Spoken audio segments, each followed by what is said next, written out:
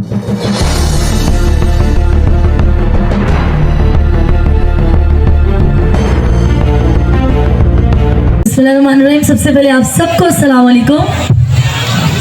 जश्न आज़ादी मुबारक हो आप सबको। और अल्लाह पाक से दुआ करती हूँ कि हमारा आने वाला साल हमारे पाकिस्तान के लिए और हमारे अवाम के लिए बहुत अच्छा साबित हो इंशाल्लाह। और प्रोग्राम को स्टार्ट करते हैं।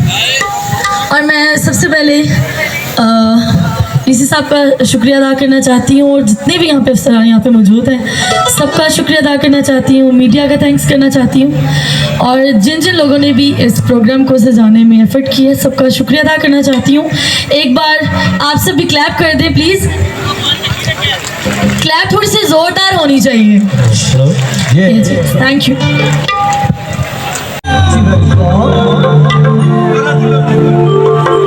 कुछ भी हो भी साडा प्यार जो है जो मई दाना क्यों ढलेगा गिला कर रहा मैं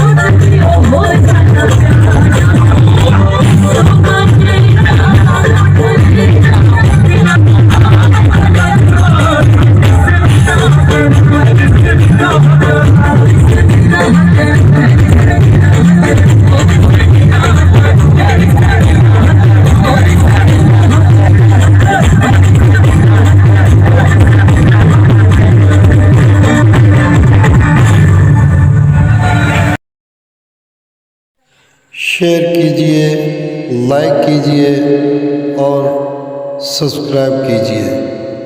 थैंक यू।